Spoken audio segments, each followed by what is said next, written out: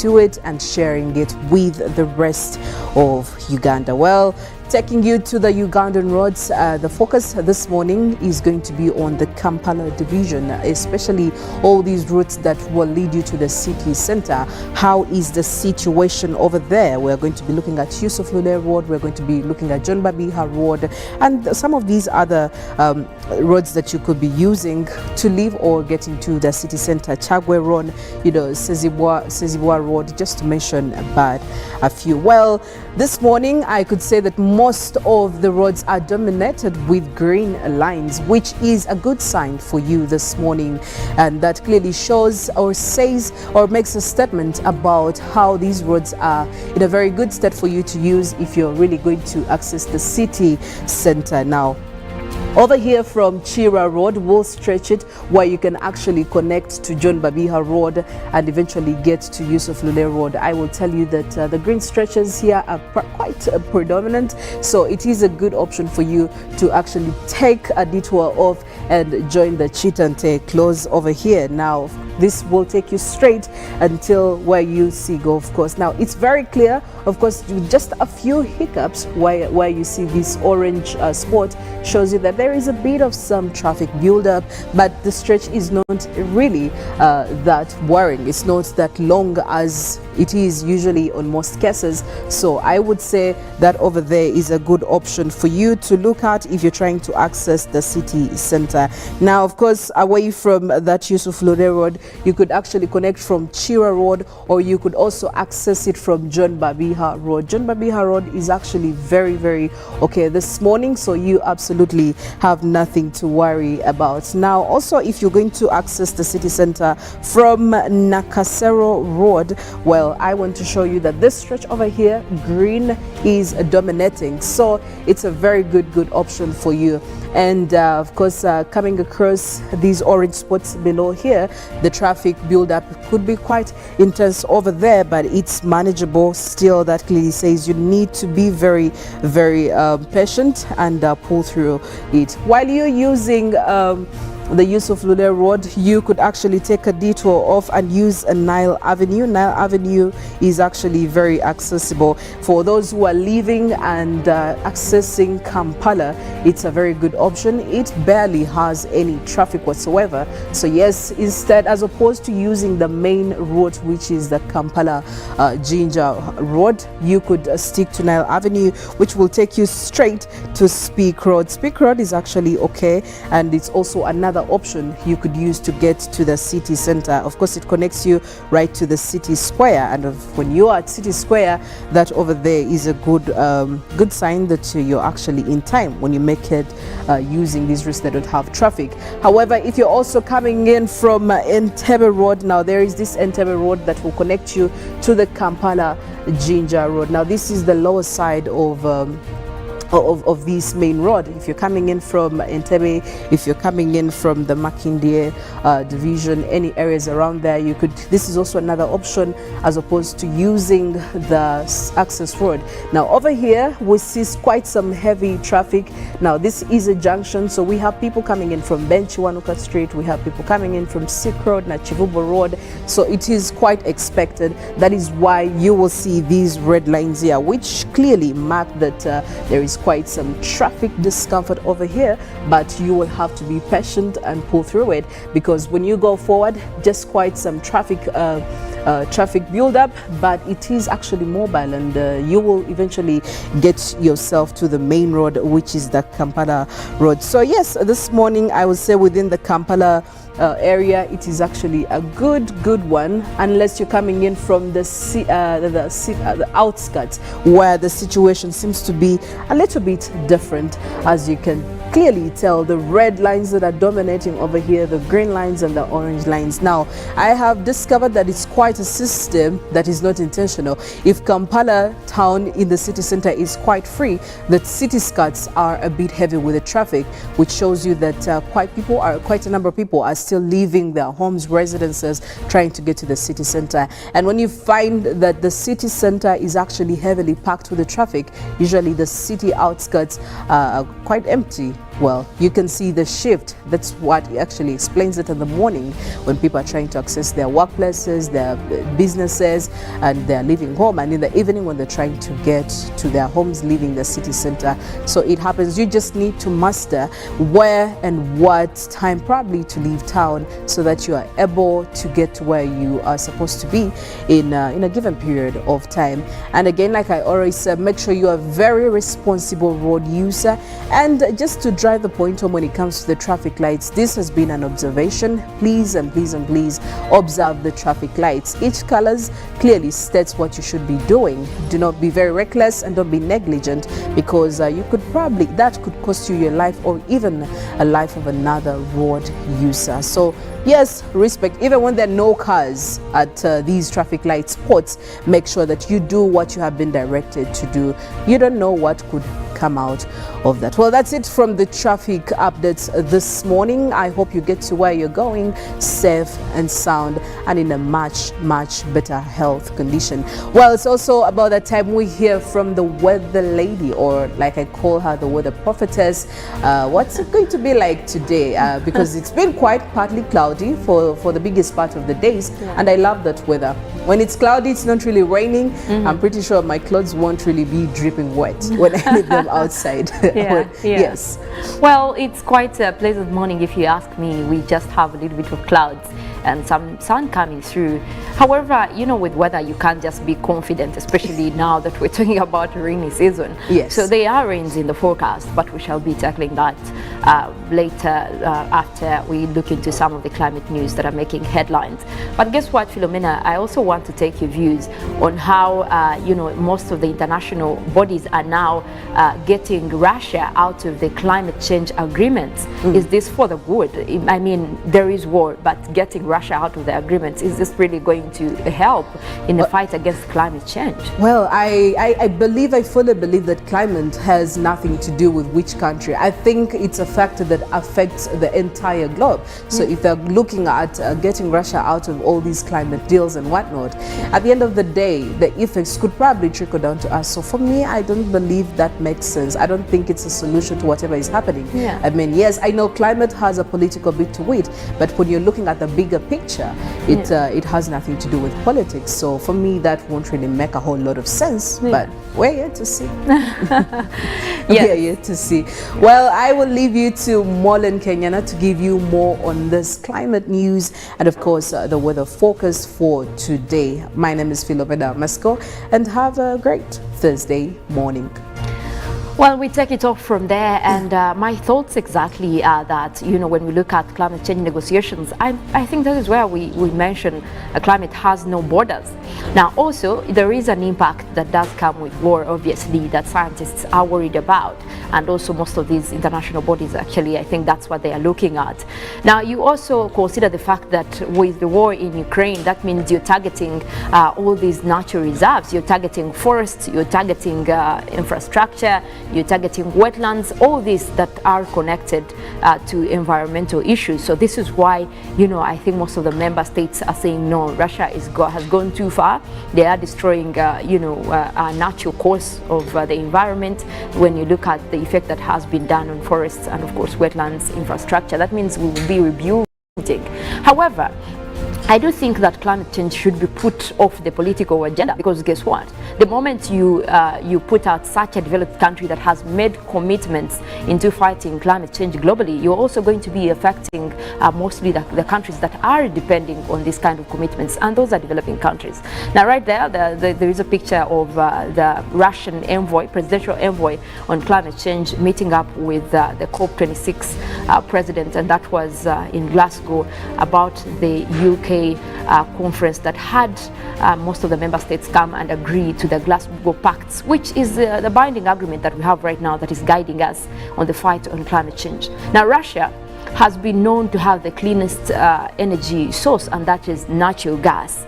And yesterday there was a story, and this was given out by Climate Home News, that is showing that you know, most of the EU countries are now thinking to resort to coal production versus depending on the natural gas that is coming in from Russia. Because what you see is that Russia has been providing mostly natural gas to all these countries. And right now, the option that they are choosing to do is actually what has been abolished, even according to the Glasgow Pact. So that means that while you are continuing to put sanctions because of the war, you are again resorting to the non-renewable sources of that we are banning. So coal production was at least going to a percentage of reduction across most of these countries. And we're talking about the Czech Republic. You look at countries like Bulgaria, Romania, and most of those have been depending on natural gas from Russia. This is the one thing that Russia had accomplished in terms of going renewable. So their option, instead of going to other sources of renewable energy, they're actually resorting to the coal production because it's easy to do. But however, this is also going to take a toll on our fight against climate change. So for me, in thoughts of climate without borders, I would think that this is where you actually look at what you're gaining instead of looking into what is happening right in front of you, because we are going to double back on the carbon emissions if we resort to coal production. So I say continue with the natural gas from Russia, despite the wars that are going on, the war that is going on between Russia and Ukraine. Because all these, most of the EU states that are depending on the natural gas, once they pull out, that means we will have more coal production, and the implication of that is that we continue to give more emissions of greenhouse gases into the atmosphere. So who is losing at the end of the day? I think this is going to be something that they have to think about, and of course it has legal implications, because we did see in the past where for example, when the US pulled out of the Paris Agreement, that was done in 2015. So under the Trump government, the US did pull out of the agreement. However, they didn't pull out of the UN Framework Convention on Climate Change, which is why when the Biden administration came in, they were able to re-enter the Paris Agreement, which was there at the time, and now we have the Glasgow Pact also adding to that. So pulling Russia out of this Glasgow Pact and commitment will also have legal implications, and especially if they had to pull out of the agreement and the convention as well. So I think that when they bring science into this war, it's going to take a toll and have more effect on the people that depend on these commitments. Talking about commitments, the US did make commitment of giving 11.4 billion US dollars per year to developing countries, and we're talking mostly vulnerable countries, that is mostly African countries, Asia, all those developing countries. But what is shocking is that yesterday when Congress was approving, they approved just 1 billion shillings out of the 11.4 billion US dollars that was given. So that means that you're looking at much more of these countries, rather 1.1 billion US dollars approved to cater for that kind of budget is something that actually Climate Home News is terming as betrayal, because this is really far beyond what was expected, and this is going to vulnerable communities that can't even afford a penny. So that means that Congress is doing injustice towards the commitment that the US did even last year in Glasgow. So what we could be looking at is that we are going to have our efforts into fighting climate change go down, because this is really small compared to the 11.4 billion US dollars that was promised to us by the US. And this can only get worse when it looks at when we are looking at fight against climate change, especially now that people are going to be resorting into coal production instead of what has been renewable. But what can be done is what we should be mostly looking at, and that picture right there is also in line with the UN report that did come out yesterday, also indicating much of what we could be looking at. That means we could be looking at prolonged drought and who will be affected. Still, we're talking about vulnerable communities, women and children, and people that really depend on the nature that is out there is what the UN report is also highlighting, and that was also in conjunction with the World Meteorological Organization report on what is likely to happen. That means we have more challenges in economic loss, health, and mostly with related extreme weather events likely to continue as well. But it are also looking at solutions like renewable energies.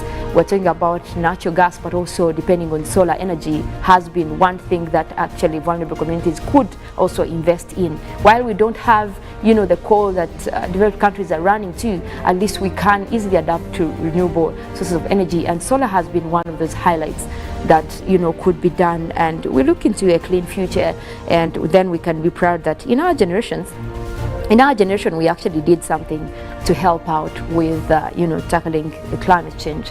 All away from that, we also want to take a look into the weather that is happening right across Uganda right now, and that is tapping in from our satellites over Uganda with real-time information. We look at where the weather systems are right now, and talking of which, we do have a rainy system that did start off this morning across the eastern part of Uganda, and that is also especially across the eastern Lake Victoria Basin, taking in areas of Tororo, close to Jinja. Now that is bringing in mostly cloudy conditions, and if you take a closer look where you see the red, yellow to blue colors, that is the rainy system right there, and it looks like it is headed mostly inwards, taking in parts of central, but also you look at Kampala missing it by just a bit, because this system is just dividing into two. So that means one is headed towards the western part of Lake Victoria, then we do have that one that is headed into the central towards the Kyoga region. That is what is likely to bring us rains this morning across most of those places.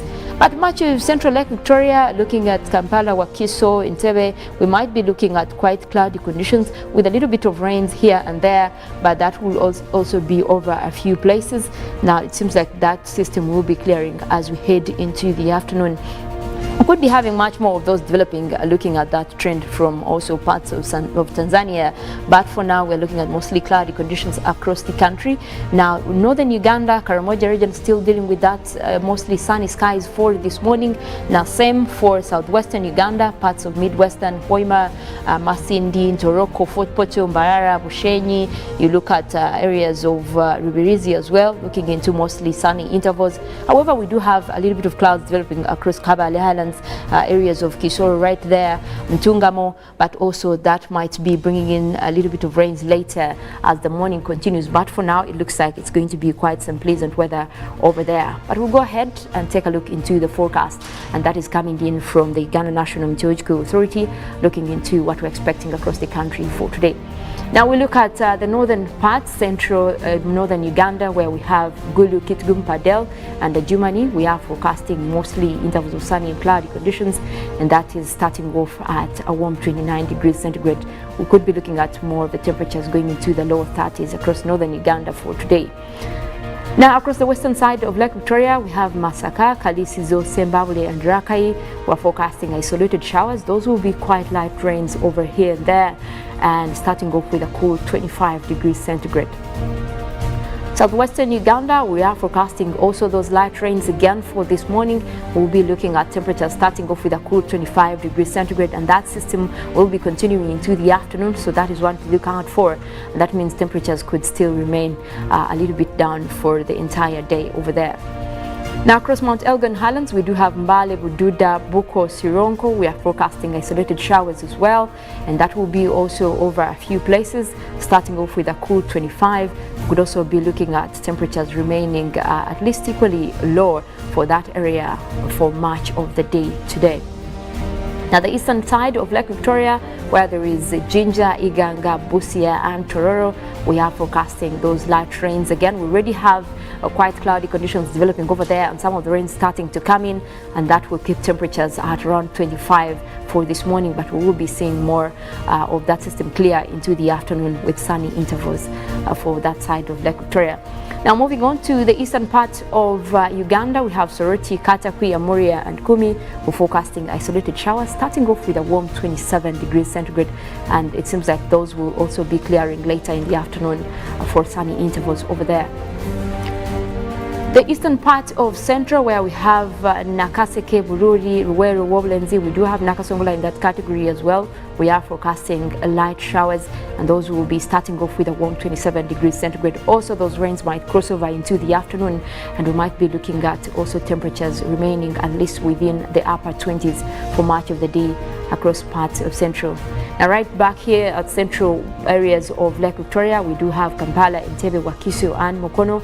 Also we have those rains in the forecast for a little bit of several places for much of today morning, starting off with a cool 24 degrees centigrade, but we might be looking at much more of those temperatures warming up later as the day progresses. But it looks like most of those rainy systems mostly across most areas within the country do develop in the afternoon now, most especially the southern part of the country. Most of these systems will be developing later on in the afternoon. That takes in also parts of western Uganda, where you can look out for those rains that are still expected for much of today.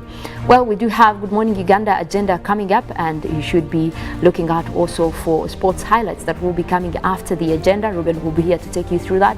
And right after that, we do have Good Morning Uganda Extra with Jagenda Semakula. Well, don't forget that you can catch us online as well. We are streaming live on YouTube.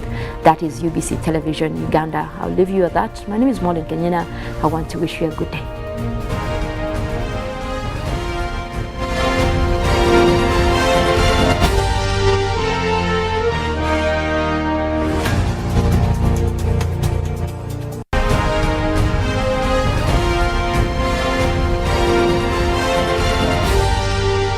This is Good Morning Uganda. Pick of the day on UBC, brought to you by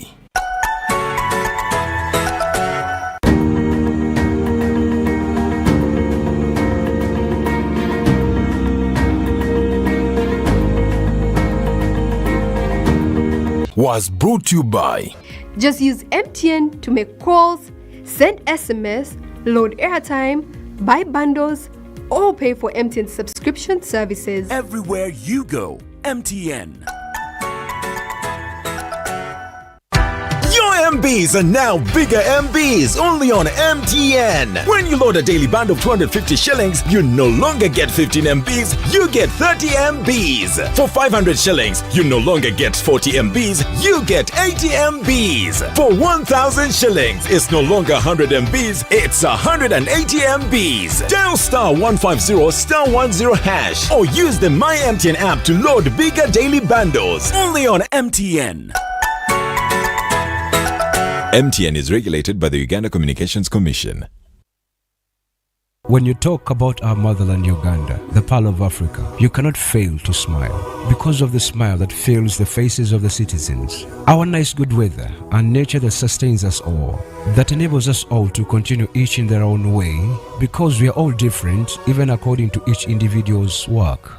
But what joins us to become one person is the sweetness from the flavored drink Alleluia Jingati drink and Alleluia Tamarind drink. The flavor that quenches your thirst while at the same time treating and healing your body because it is 100% natural. Enjoy the drink that has got the tamarind juice in it. Made by Alleluia Reflexology, Healthy Solutions and Nutritional Research Center Limited. Get yourself a bottle of Alleluia from all shops around.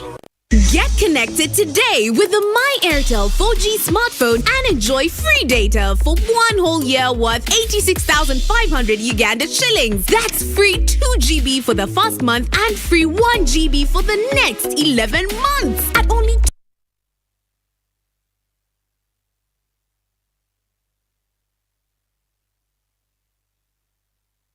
Uganda shillings with free data for 1 whole year worth 86,500 shillings, making the effective price of the 4G phone 163,500 shillings only. Airtel, the smartphone network.